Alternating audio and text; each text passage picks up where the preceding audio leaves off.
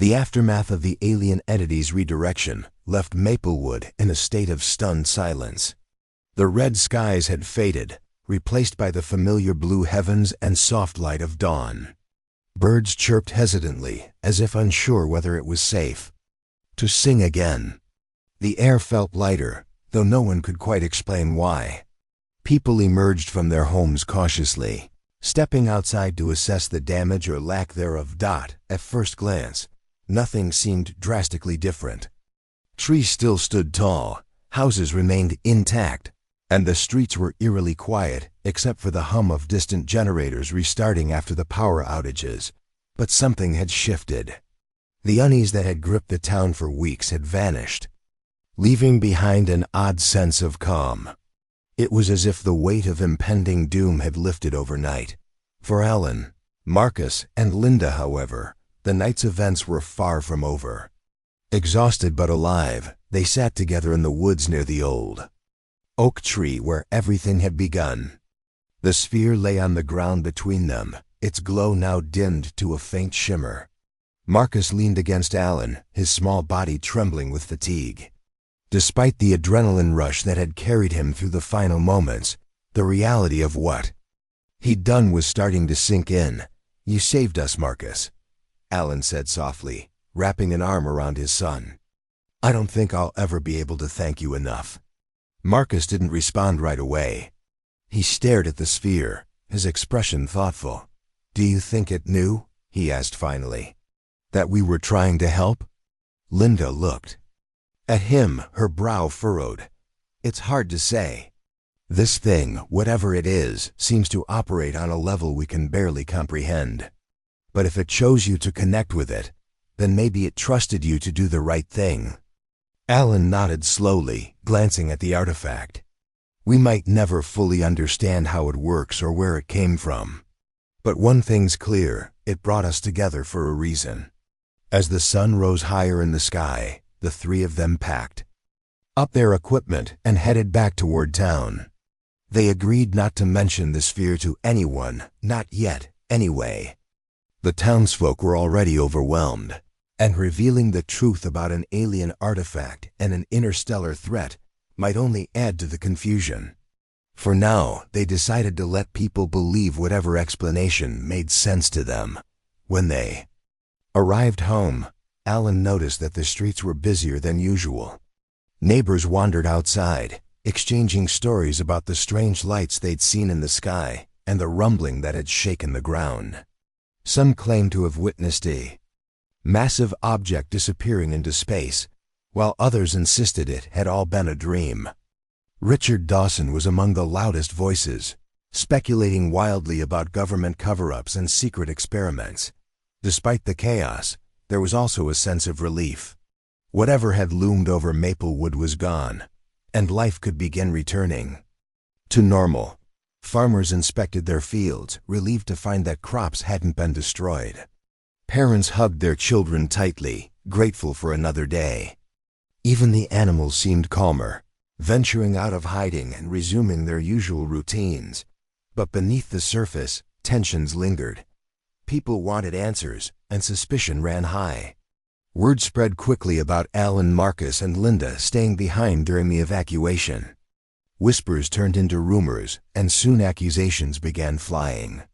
Some accused Alan of hoarding dangerous technology, pointing to his refusal to leave town as evidence of wrongdoing. Others questioned why Marcus, a child, had stayed with him, suggesting there was more to the story than met the eye. One afternoon, as Alan walked to the clinic, he was confronted by a group of angry townspeople. "What aren't you telling us, Harper?" demanded Richard Dawson, his tone sharp and accusatory. "People saw lights in the sky last night, and now you're acting like nothing happened. Did you have something to do with it?" Alan took a deep breath, keeping his voice steady. "All I can tell you is that we did what we thought was best for the town. Whatever you saw last night, it's over now. That's all that matters." His response wasn't enough to satisfy everyone. A few people shouted questions, their faces flushed with anger, while others muttered darkly under their breath. But Before the confrontation could escalate further, Linda stepped forward, her presence commanding attention. "If you want answers, then listen carefully," she said firmly, her voice cutting through the noise. "Last night, something extraordinary happened, not just here, but possibly across the entire planet. We don't have all the details yet, but we know this. Maplewood is safe because of the courage and determination of two people who refused to give up." Her words silenced the crowd momentarily, giving Alan a chance to retreat inside the clinic. Once there, he leaned against the wall, closing his eyes as he tried to process what had just happened.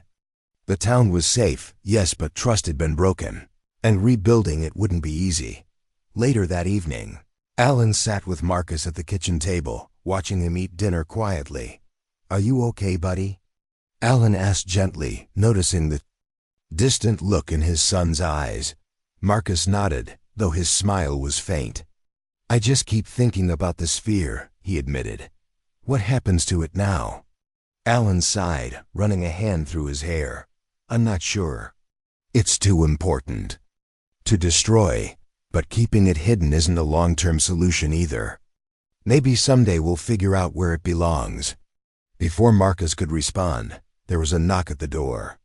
Alan opened it to find Linda standing on the porch, her expression serious.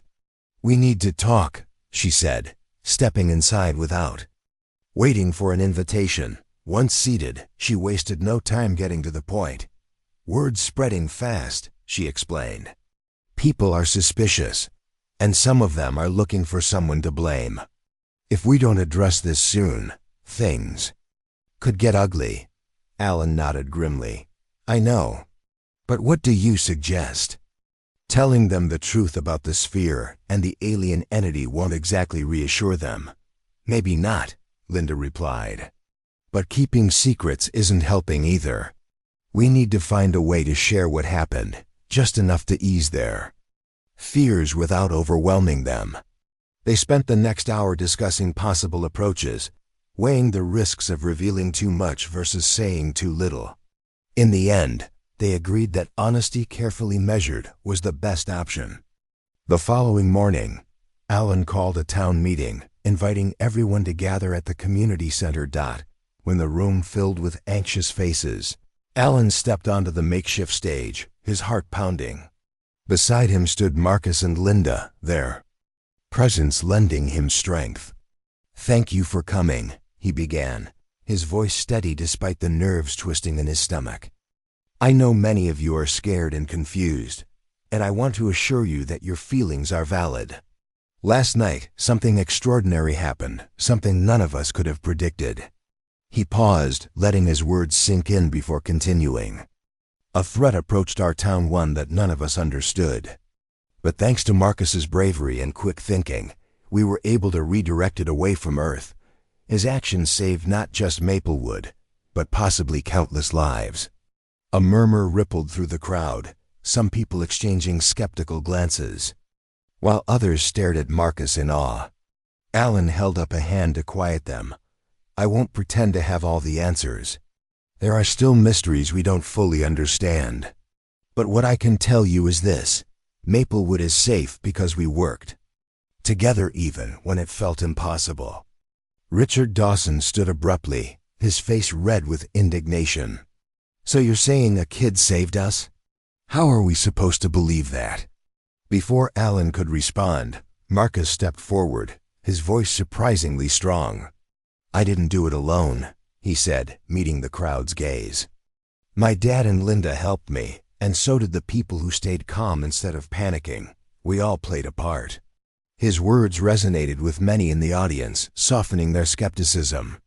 Though not everyone was convinced, the mood shifted slightly, moving from hostility to cautious acceptance. By the end of the meeting, several people approached Alan and Marcus to express gratitude, their earlier anger replaced by curiosity and admiration. In the days that followed, Maplewood began to heal. Life returned to its usual rhythm, though subtle changes lingered. People started treating each other with more kindness, recognizing the importance of unity in times of crisis. Richard Dawson's influence waned as the town rejected his divisive rhetoric, choosing instead to focus on rebuilding and moving forward. For Alan and Marcus, the experience marked a turning point. Their bond grew stronger, forged through shared fear and triumph. Marcus continued exploring his fascination with science and space, inspired by the knowledge that he had played a role in protecting humanity's future. And Alan, watching his son grow, felt prouder than ever, not just of Marcus's bravery, but of the family they had become.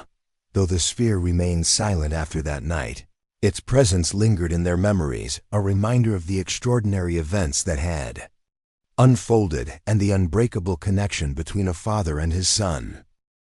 The small town of Maplewood sat nestled between rolling hills and dense forests, a place where everyone knew each other by name. It was the kind of town where life moved slowly, and people took pride in their quiet routines. The streets were lined with modest houses, and the air carried the faint smell of freshly cut grass on warm afternoons. For years, nothing much had changed in Maplewood, until Dr. Alan Harper arrived. Alan was a tall man with graying hair and a calm demeanor. That made people feel at ease. He had spent most of his life working as a doctor in big cities, treating patients who came and went without leaving much of an impression. But after losing his wife to illness 2 years earlier, he decided it was time for a change. He wanted somewhere quieter, somewhere simpler. So he packed up his belongings and moved to Maplewood, hoping to start fresh. What no one expected was that Alan wouldn't come alone. Along with him came Marcus, a bright-eyed 6-year-old boy with dark skin and an infectious smile. Alan had adopted Marcus shortly before moving to the town. The boy's mother, a close friend of Alan's late wife, had passed away unexpectedly, leaving Marcus without family. Alan didn't hesitate to step in, knowing how much his own wife would have wanted him to care for the child. At first, the townsfolk greeted Alan warmly enough. They admired his dedication to helping others, both as a doctor and now as a parent. But whispers began almost immediately once people realized Marcus wasn't biologically related to Alan. Some folks talked about it behind closed doors, wondering why a white man like Alan would adopt a black child. Others tried not to judge but couldn't help feeling uneasy about something so unfamiliar. Marcus, however, didn't seem bothered by any of this. From the moment he set foot in Maplewood, he radiated curiosity and joy. He loved exploring the woods near their new home, picking wildflowers and chasing butterflies. At school, he quickly became friends with the other children, sharing stories about the books he read and asking endless questions about everything around him. His favorite subject was science fiction, and he often checked out stacks of books from the local library, devouring tales of faraway planets and alien adventures. Despite his charm, there were still moments when Marcus felt the weight of being different. Sometimes kids teased him during recess, calling him names they heard from their parents. Other times, adults gave him strange looks or avoided talking to him altogether. But Marcus never let these things get him down for long. Instead, he found comfort in spending time with Alan, who always listened patiently and encouraged him to stay true to himself. One day, while walking home from school, Marcus noticed something unusual in the woods. A glint of light caught his eye among the trees, drawing him closer. Hidden beneath fallen leaves and twigs was a strange object, a smooth metallic sphere about the size of a basketball. Its surface shimmered faintly, covered in intricate patterns that seemed to shift when touched. Intrigued, Marcus picked it up carefully and tucked it under his arm, eager to show it to Alan. When Marcus burst through the door of their house later that afternoon, holding the mysterious sphere proudly, Alan raised an eyebrow. "What do we have here?" he asked, setting aside the medical journal he'd been reading. "I found it in the woods," Marcus exclaimed, placing the object on the kitchen table. "Look at it, Dad, it's glowing." Sure enough, the sphere emitted a soft pulsating light, its patterns moving like waves across its surface. Alan examined it closely, running his fingers over the cool metal. He couldn't identify what it was made of or where it might have come from. There were no markings indicating it belonged to any known technology, and yet it clearly wasn't natural either. "This is fascinating," Alan murmured, more to himself than to Marcus. "Where exactly did you find it?" "Near the old oak tree," Marcus replied, pointing toward the woods outside. "Do you think it's from outer space?" Alan chuckled softly. "Let's not jump to conclusions just yet. We'll need to study it more carefully." Over the next few days, Alan and Marcus kept the sphere hidden in their house, studying it whenever they had free time. They discovered that the patterns on its surface reacted to touch, shifting and rearranging themselves depending on how they interacted with it.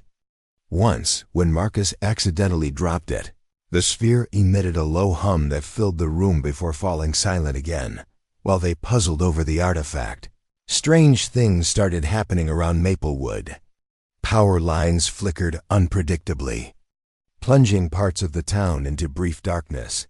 Farmers reported finding their crops wilted overnight, even though the weather had been mild. Animals grew restless, barking or howling at odd hours, and some claimed to hear strange noises in the distance, low-frequency hums that made their heads ache. At first, people shrugged off these incidents as coincidences or minor inconveniences. But as the occurrences grew more frequent, unease settled over the town. Speculation ran rampant. Some blamed faulty equipment or environmental issues. Others whispered about government experiments or secret military operations nearby. No one suspected the truth, that the real source of the disturbances lay hidden in Alan and Marcus's home. As the days passed, Marcus began having vivid dreams. In them, he saw swirling galaxies and towering structures made of light. Strange symbols floated before his eyes, glowing brighter with each passing night. When he woke, he could barely remember the details, but the images lingered in his mind like fragments of a forgotten memory. One morning, Marcus told Alan about the dreams. "It's like the sphere is trying to talk to me," he said earnestly, clutching his breakfast cereal spoon tightly. "I see all these pictures in my head like messages or something." Alan frowned, unsure what to make of it. "Messages from what?" "I don't know," Marcus admitted, "but I think it's important." Though skeptical, Alan couldn't ignore the possibility. After all, the sphere defied explanation, and Marcus's connection to it seemed undeniable. Together, they began comparing the symbols from Marcus's dreams to those etched into the sphere's surface. Slowly, they started piecing together fragments of meaning, uncovering hints of a language neither of them fully understood. Meanwhile, tensions in Maplewood continued to rise. People grew frustrated and fearful, unsure whom to trust or what to believe. Rumors spread faster than wildfire, fueled by ignorance and suspicion. And though Alan and Marcus remained focused on unraveling the mystery of the sphere, they couldn't escape the growing sense that their quiet little town was on the brink of something far bigger and far more dangerous than anyone could imagine. For now the sphere remained their secret, locked safely away in Alan's study. But deep down, both father and son knew they were running out of time. Whatever the artifact was trying to tell them, it wasn't just a message, it was a warning. And if they failed to heed it, the consequences could be catastrophic. The days that followed were filled with a mix of wonder and unease for Alan and Marcus. The sphere had become the center of their attention, its glowing patterns shifting and changing in ways that seemed almost alive. Every time they touched it, the artifact responded differently, sometimes humming softly, other times pulsing with light as if trying to communicate. It was clear that this wasn't just some random object. It held secrets, and Alan felt a growing responsibility to uncover them. Marcus, on the other hand, was completely captivated. For him, the sphere wasn't just a mystery, it was an adventure. He spent hours staring at its surface, tracing the intricate symbols with his fingers. Each time he did, He felt a strange warmth spread through his body, like the sphere was reaching out to him. His dreams grew more vivid too, filled with swirling galaxies and towering structures made of light. Sometimes he even heard whispers in his sleep, though he couldn't understand what they were saying.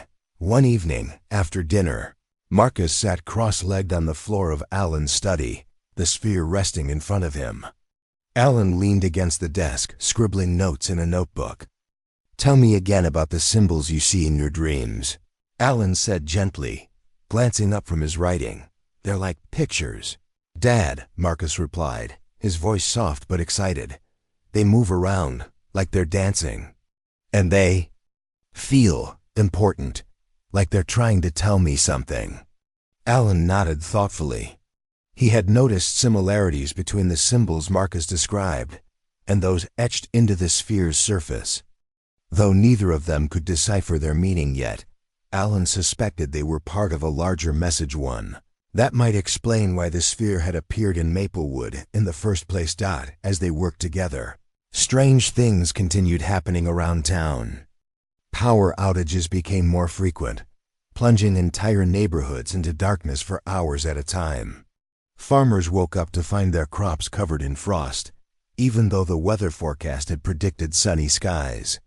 Animals acted strangely. 2 dogs barked at empty fields, cats hid under beds, and birds flew erratically across the sky.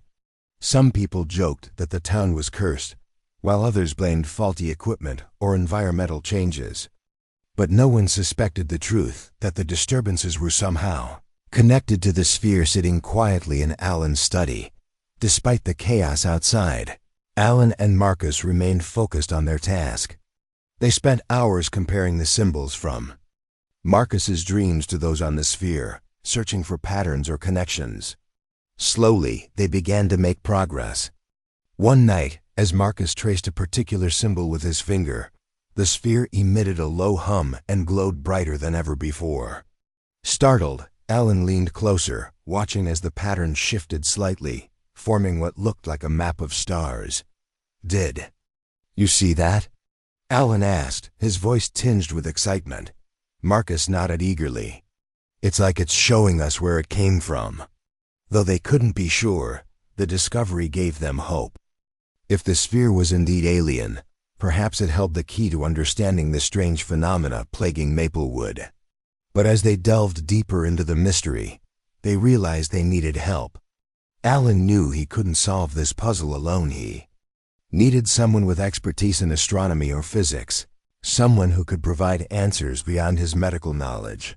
The next morning, Alan decided to visit Linda Carter, a retired astrophysicist who lived on the outskirts of town. Linda had moved to Maplewood years ago after leaving her career at a prestigious university. She kept to herself most of the time, tending to her garden and working on personal projects. But Alan remembered hearing about her background and thought she might be able to shed some light on the situation. When Alan arrived at Linda's house, he found her pruning roses in her front yard. She looked up, surprised to see him standing there. "Dr. Harper," she said warmly, brushing dirt off her hands. "What brings you here?" "I need your help," Alan replied, getting straight to the point. "Something unusual has happened, and I think it might involve, well, extraterrestrial activity." Linda raised an eyebrow, intrigued but skeptical. "Extraterrestrial activity? That's quite a claim. Care to elaborate?" Alan hesitated, unsure how much to reveal. Finally, he decided honesty was the best approach. "My son found an object in the woods, a metallic sphere covered in strange symbols. We've been studying it, and we believe it's trying to communicate. There are also these strange occurrences happening around town: power outages, crop failures, weird noises. I think they're all connected." Linda listened carefully, her expression thoughtful. "Do you have any proof?" she asked. Alan nodded. "I brought the sphere with me. I know it sounds crazy, but once you see it, you'll understand." Intrigued, Linda invited him inside.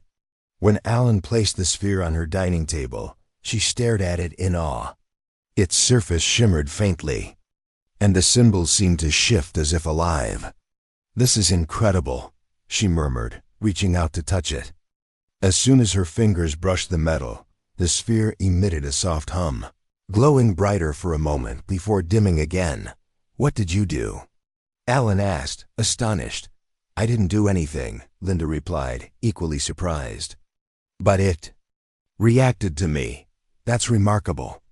Over the next hour, Alan explained everything: the sphere's behavior, Marcus's dreams, and the strange events in Maplewood. Linda listened intently, occasionally jotting down notes. By the time he finished, her skepticism had turned into cautious curiosity. "If this really is extraterrestrial in origin," she said slowly, "then it's unlike anything we've ever encountered. But I'll help you figure it out. Whatever this thing is, it's clearly important." With Linda's expertise added to the mix, their investigation took on new momentum. Together, they analyzed the sphere's patterns, using advanced software to map the symbols and compare them to known star charts. What they discovered was astonishing. The symbols corresponded to constellations visible only from certain parts of the galaxy. It was as if the sphere was pointing them toward a specific location in space. But the breakthrough came when Marcus joined them one afternoon. While Alan and Linda debated the significance of a particular sequence, Marcus reached out and touched the sphere. Instantly, the patterns rearranged themselves, forming a series of images that flickered across its surface. One showed a massive object hurtling through space, surrounded by swirling debris. Another depicted Earth, with a red glow spreading across its countenance. "It's a warning," Linda whispered, her voice trembling. "Something's coming." Alan felt a chill run down his spine.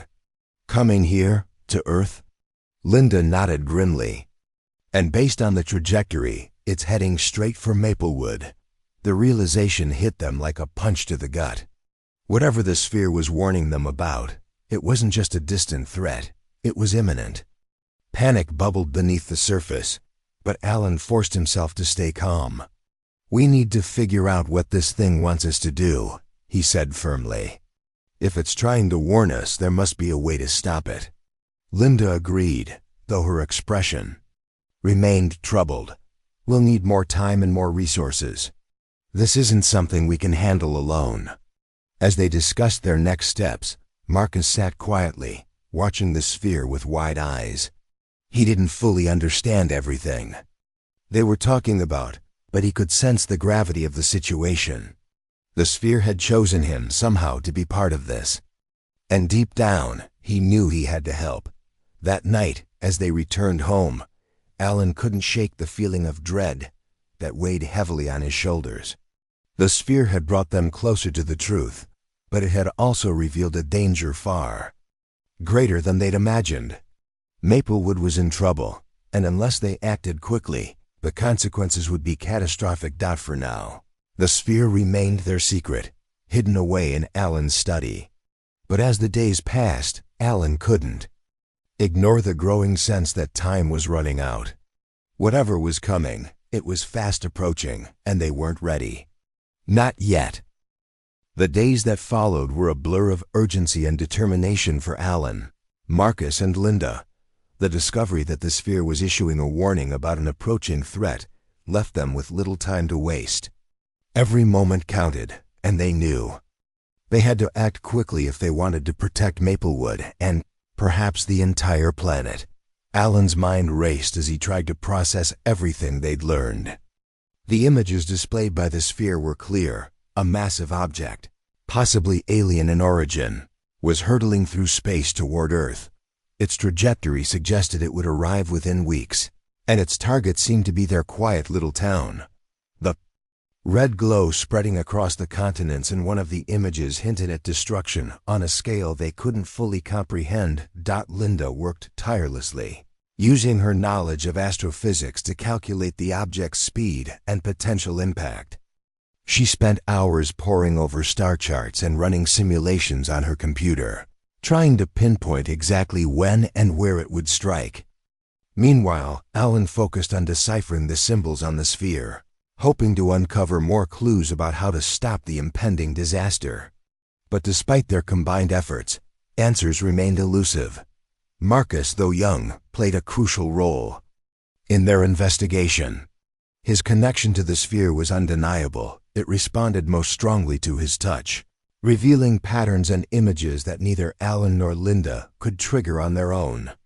Sometimes when Marcus placed his hands on the artifact, it emitted a soft hum, almost like a voice trying to communicate.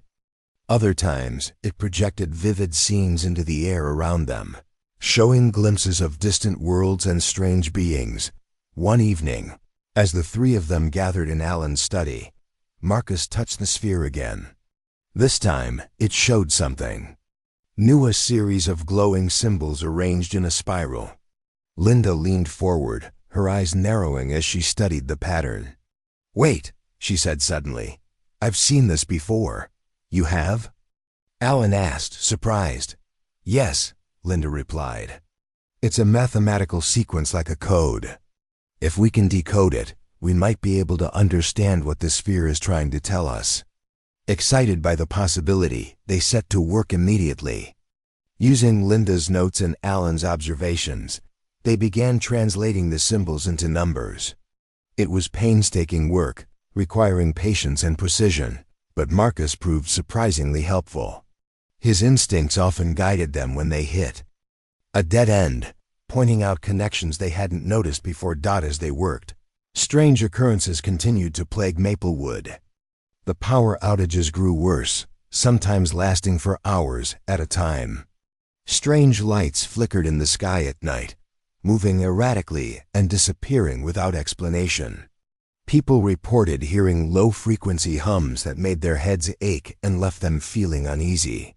Some even claimed to see shadowy figures lurking in the woods, though no one could confirm whether these sightings were real or just products of fear. The townsfolk grew increasingly restless, unsure what to make of the chaos unfolding around them. Rumors spread like wildfire, fueled by ignorance and suspicion. Some blamed faulty equipment or environmental issues, while others whispered about government experiments gone wrong. A few even suggested supernatural causes, citing old legends about curses and hauntings. No one suspected the truth, that an alien entity was heading straight for their town. Amidst the growing panic, Alan struggled to keep the sphere's existence a secret. He knew that revealing it too soon could cause mass hysteria, especially given the town's current state of unease. But he also felt guilty keeping such a monumental discovery hidden, knowing that lives depended on their success. Each day, the weight of responsibility pressed harder on his shoulders. One afternoon, as Marcus walked home from school, he overheard a group of kids talking about the strange events in town. "My dad says it's aliens," one boy said confidently. "He thinks they're coming to take us away." "Don't be stupid," another kid scoffed. "Aliens aren't real." Marcus hesitated, torn between wanting to share what he knew and fearing the consequences. In the end, he stayed silent, realizing that telling the truth might only make things worse. Instead, he hurried home, eager to continue working on the puzzle with Alan and Linda. That evening, they finally cracked part of the code, the symbols, translated into a message fragmented but clear enough to understand. "Danger approaches. Redirect energy. Save your world." Though vague, the words gave them hope. For the first time, they had concrete instructions, even if they didn't yet know how to follow them. "We need to figure out what redirect energy means," Alan said, pacing the room. "Is it referring to the sphere or something else?" Linda frowned, deep in thought. "It could mean the sphere itself is a tool, a device designed to harness energy. Maybe we're supposed to use it to deflect whatever's coming." "But how?" Alan asked. "We don't even know what we're dealing with." Marcus, who had been quietly observing the conversation, spoke up. "What if I can help? The sphere listens to me, right? Maybe I can make it do what we need." His suggestion hung in the air, filled with both promise and uncertainty. While Marcus's connection to the sphere was undeniable, none of them knew what risks might come with using it. Still, they didn't have many options left. Over the next few days, they tested Marcus's theory. They set up a makeshift lab in Alan's study, surrounding the sphere with sensors and recording equipment. When Marcus touched it, the artifact responded immediately, emitting waves of light and sound. Linda monitored the readings closely, noting spikes in energy levels that corresponded with the sphere's activity. "It's generating some kind of field," she explained. "If we can amplify it, maybe we can create a barrier or redirect whatever's coming." But amplifying the sphere's energy wasn't easy. Each attempt required precise timing and coordination, and even then, the results were inconsistent. Sometimes the sphere's glow dimmed entirely, leaving them frustrated and exhausted. Other times, it pulsed so brightly that the room filled with heat, forcing them to step back. Despite the challenges, progress was being made. Slowly, they began piecing together a plan. According to Linda's calculations, the alien entity would reach Maplewood in less than 2 weeks. If they hoped to stop it, they needed to perfect their method of channeling the sphere's energy before then. As the deadline loomed closer, tensions in Maplewood reached a breaking point. The strange phenomena escalated, causing widespread panic. Crops withered overnight, rivers turned murky, and animals fled the area en masse. Town meetings devolved into shouting matches, with people accusing each other of hiding information or failing to act. Even Alan, who had always been respected as a doctor, found himself under scrutiny. One evening, a crowd gathered outside his clinic, demanding answers. "People are scared," Dr. Harper, Richard Dawson, a wealthy businessman and influential figure in town, shouted angrily.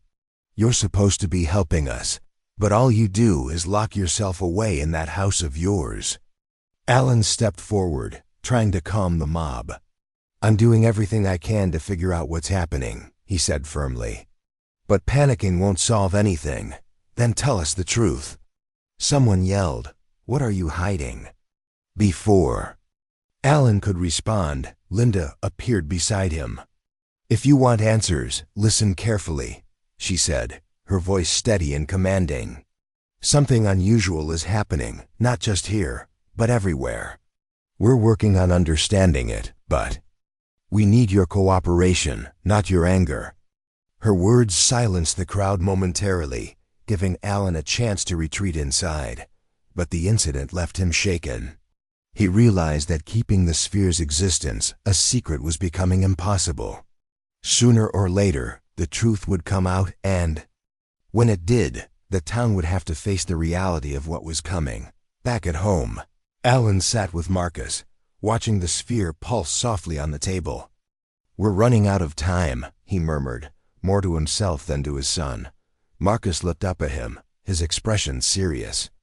"We'll figure it out, Dad. We have to." Alan nodded, drawing strength from Marcus's unwavering optimism. Together, they prepared for the final push, knowing that the fate of Maplewood and perhaps the entire world rested in their hands. The days leading up to the alien entity's arrival were filled with tension and uncertainty. Alan, Marcus, and Linda worked around the clock, trying to perfect their plan to use the sphere's energy to redirect the approaching threat. Each test brought them closer to understanding how the artifact functioned, but it also revealed new challenges they hadn't anticipated. The sphere was powerful, but harnessing its energy required precision and a level of trust that none of them could fully guarantee. Meanwhile, Maplewood continued to spiral into chaos. Strange occurrences intensified, leaving people scared and desperate for answers. Power outages became almost constant, plunging entire neighborhoods into darkness for hours at a time. Farmers woke up to find their fields barren, crops reduced to ash overnight. Animals fled en masse, abandoning barns and pastures as if sensing an impending catastrophe. Even the weather seemed unnatural. Thick fog rolled in during the day, and eerie red streaks appeared in the sky at night. Tensions among the townsfolk reached a boiling point. Some accused outsiders of causing the disturbances, while others blamed government experiments or corporate greed. Richard Dawson, the wealthy businessman who had confronted Alan earlier, seized the opportunity to stir up fear and anger. He held meetings at the town hall, rallying people against what he called secrets being kept from us. His words fueled suspicion and paranoia, turning neighbors against one another. One evening, a group of angry residents gathered outside Alan's house, demanding answers. Their voices carried through the night, loud and accusing. "What are you hiding, Harper?" someone shouted. "Why won't you tell us what's really going on?" Alan stepped onto the porch, his heart pounding. He knew he couldn't reveal the truth about the sphere, not yet, but he also couldn't ignore the growing unrest. "I understand your fear," he said, raising his hands to calm the crowd. "But panicking won't help anyone. We're doing everything we can to figure this out." "You expect us to believe that?" Richard Dawson sneered, stepping forward. "You've been holed up in there with that kid and whatever secrets you're keeping. People are suffering because of whatever you've done." Before Alan could respond, Linda emerged from the house, her presence commanding attention. "Listen to me," she said firmly, her voice cutting through the noise. "There's something happening here that no one understands, not even us. But blaming each other won't solve anything. If you want answers, work with us instead of against us." Her words silenced the crowd momentarily, giving Alan a chance to retreat inside. As he closed the door behind him, he leaned against it, feeling the weight of the situation pressing down on him. The town was unraveling, and sooner or later, the truth about the sphere would come out. When it did, he wasn't sure how people would react or whether they'd believe him at all. Inside the house, Marcus sat cross-legged on the floor, staring at the sphere. Its surface shimmered faintly, pulsing with light as if responding to the turmoil outside. "Do you think they'll ever understand, Dad?" Marcus asked quietly, his voice tinged with worry. "I don't know, buddy," Alan replied, sitting beside him. "But we have to keep trying. No matter what happens, we can't give up." Linda joined them, her expression grim. "We need to prepare for the worst," she said. "If word gets out about the sphere, people will panic. And if they find out about the alien entity heading our way." She didn't finish the sentence, but her meaning was clear. Fear could turn violent, and Alan knew they weren't safe, not anymore. For now, the sphere remained hidden in his study, but every passing day made it harder to keep it a secret. As the week wore on, the trio focused on finalizing their plan. They conducted more tests, refining their method of channeling the sphere's energy. Each attempt required Marcus's connection to the artifact, which grew stronger with practice. When he touched the sphere, it responded immediately, glowing brighter and emitting waves of energy that filled the room. Linda monitored the readings closely, noting patterns and adjusting their calculations accordingly. But with every success came new risks. One evening, as Marcus activated the sphere, its energy surged unexpectedly, sending a shockwave through the house. Furniture rattled, windows shook, and the lights flickered violently before going out entirely. Alan and Linda exchanged worried glances, realizing just how unpredictable the artifact could be. "We're running out of time," Linda said urgently. "If we don't get this right soon, we might not have another chance." Alan nodded, his jaw tightening with determination. "Then we'll make the next one count." Despite the pressure, Marcus remained steadfast. He understood the stakes better than anyone, and though he was scared, he refused to let fear stop him. "I can do it, Dad," he said confidently. "I know I can." His courage inspired both Alan and Linda, reminding them why they were fighting so hard. Together, they prepared for what would likely be their final attempt to harness the sphere's power. On the eve of the alien entity's arrival, the skies above Maplewood turned blood red and the air crackled with electricity.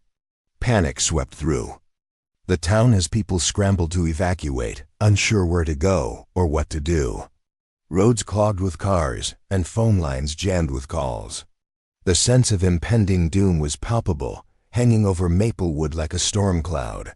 Amidst the chaos, Alan, Marcus, and Lois stayed behind, determined to see their mission through. They set up their equipment in the woods near the old oak tree where Marcus had first found the sphere. It felt fitting to return to the place where it all began.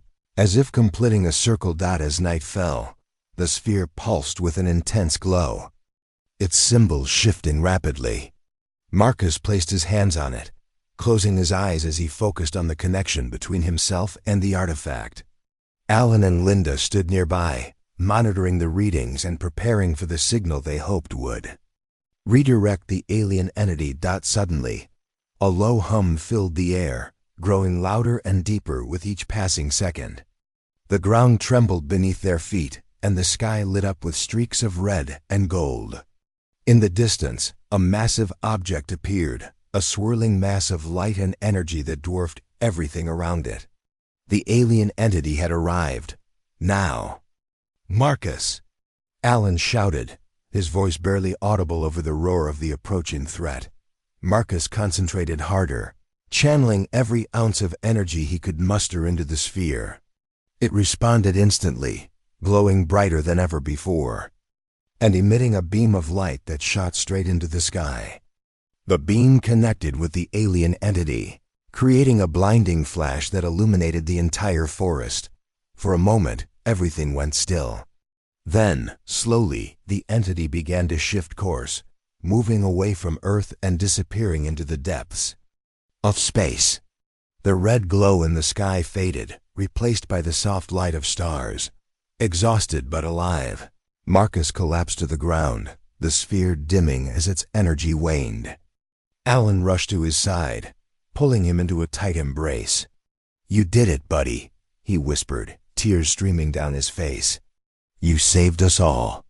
Linda stood nearby, watching the sky with a mixture of relief and awe. "It's over," she murmured. "Whatever that thing was, it's gone." Though the immediate danger had passed, the aftermath of the event left Maplewood forever changed. The townsfolk returned to find their homes intact, but their trust shaken. Rumors spread about what had happened, with some claiming to have seen lights in the sky and others insisting aliens had attacked the town. No one suspected the truth, that a young boy and his father had risked everything to save them. In the weeks that followed, life in Maplewood slowly returned to normal, or as close to normal as it could be. People began rebuilding, tending to their farms and businesses with renewed determination. Richard Dawson's influence waned as people rejected his divisive rhetoric, choosing instead to focus on unity and resilience. For Alan and Marcus, life took on a new meaning. The experience had strengthened their bond, proving that love and understanding could overcome even the greatest challenges. Marcus continued exploring his fascination with science and space, inspired by the knowledge that he had played a part in safeguarding humanity's future. And Alan, watching his son grow, felt prouder than ever not just of Marcus's bravery, but of the family they had become. Though the sphere remained silent after that night, its presence lingered in their memories, a reminder of the extraordinary events that had unfolded and the unbreakable connection between a father and his son. The weeks that followed the alien entity's redirection brought a mix of relief and reflection to Maplewood. The town, once gripped by fear and chaos, slowly began to rebuild itself, not just physically, but emotionally. People worked together to repair what had been damaged, whether it was crops, homes, or relationships. Conversations became less guarded, and smiles returned to faces that had been tense for far too long. For Alan and Marcus, life took on a new rhythm. The sphere remained hidden in Alan's study, its surface now dull and unresponsive. It seemed to have fulfilled its purpose, leaving behind only questions about its origin and purpose. Linda visited often, helping them document everything they'd learned about the artifact in case it ever needed to be studied further. But for now, it stayed quiet, almost as if it were waiting for something or someone else to awaken it. Marcus, though still young, carried himself with a newfound confidence. His classmates, who had once teased him, now looked at him with admiration. Some even asked him about the mysterious events that had saved their town, though he kept his answers vague. "I just did what I thought was right," he would say with a shrug, brushing off their curiosity. But deep down, he knew he had played a part in something extraordinary, and it filled him with pride. Alan watched his son grow with a mixture of awe and gratitude. He had always known Marcus was special, but the events of the past weeks had revealed a strength and resilience that went beyond his years. Their bond had deepened through shared fear and triumph, and Alan couldn't help but feel proud of the person Marcus was becoming. Together, they spent evenings talking about the future, imagining what discoveries might lie ahead. Linda, too, found herself changed by the experience. Her retirement had been meant for solitude, but working with Alan and Marcus had reignited her passion for science and exploration. She began writing articles about the possibility of extraterrestrial life, careful not to reveal too much about the sphere or Maplewood's role in redirecting the alien entity. Her work gained attention from academic circles, sparking debates about humanity's readiness for contact with intelligent beings from other worlds. As news of Maplewood's heroics spread beyond the town, strangers started showing up: journalists, researchers, and even conspiracy theorists eager to uncover the truth. At first, the townsfolk were wary, unsure how to handle the sudden influx of outsiders. But Alan, Marcus, and Linda worked together to manage the situation, offering carefully crafted explanations that satisfied curiosity without revealing sensitive details. They emphasized teamwork and courage, crediting the entire town for pulling through during a time of crisis. Richard Dawson, however, struggled to regain his influence. His attempts to stir up fear and division fell flat as people chose unity over conflict. Eventually, he retreated from public life, focusing instead on his business ventures. Though some still listened to him, his voice no longer carried the weight it once had. In his absence, Maplewood embraced a spirit of cooperation, proving that even small towns could rise above adversity when they worked together. One sunny afternoon, Alan and Marcus decided to take a walk in the woods near their home. It had become a tradition for them, a chance to escape the noise of town and reflect on everything they'd been through. As they strolled along the familiar path, Marcus stopped suddenly, pointing toward the old oak tree where he had first found the sphere. "Look, Dad," he exclaimed, his eyes wide with excitement. Alan followed his gaze and saw something glinting faintly beneath the fallen leaves.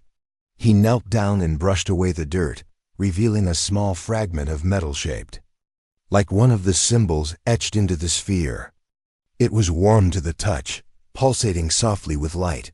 "What does it mean?" Marcus asked, his voice filled with wonder. Alan shook his head, smiling. "I don't know, buddy. Maybe it's a reminder, or maybe it's a message. Either way, it's proof that our journey isn't over." They brought the fragment back home, placing it beside the sphere in Alan's study. Though neither of them understood its significance, they felt certain it held meaning, perhaps for another time, another challenge. In the months that followed, Maplewood continued to thrive. Farmers planted new crops, businesses reopened their doors, and families gathered for community events that celebrated resilience and hope. The town had weathered a storm unlike any other, and in doing so, it had discovered a strength few had realized existed.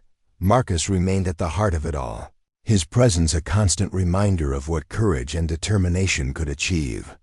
He dreamed of becoming an astronaut someday, exploring the stars and uncovering the mysteries of the universe. Alan encouraged his ambitions, knowing that his son's connection to the sphere and to the unknown was a gift rather than a burden. As for the sphere itself, it stayed silent, its secrets locked away for now. But Alan, Marcus, and Linda never doubted that it would speak again when the time was right. Until then, they cherished the peace it had brought, not just to Maplewood, but to the world. On clear nights, Marcus liked to sit outside with Alan, gazing up at the stars. "Do you think they're watching us, Dad?" he asked one evening, his voice soft but curious. "I don't know, buddy," Alan replied, wrapping an arm around his shoulders. "But if they are, I hope they see how brave we can be." Together, they sat in silence, marveling at the vastness of the sky and the infinite possibilities it held. Whatever challenges lay ahead, they faced them with hope and determination, knowing they weren't alone. After all, they had each other and the memory of a sphere that had once connected them to something greater than themselves. And so, life in Maplewood carried on, shaped forever by the bond between a father and his son, and the extraordinary events that had proven love, trust, and courage could overcome even the greatest odds.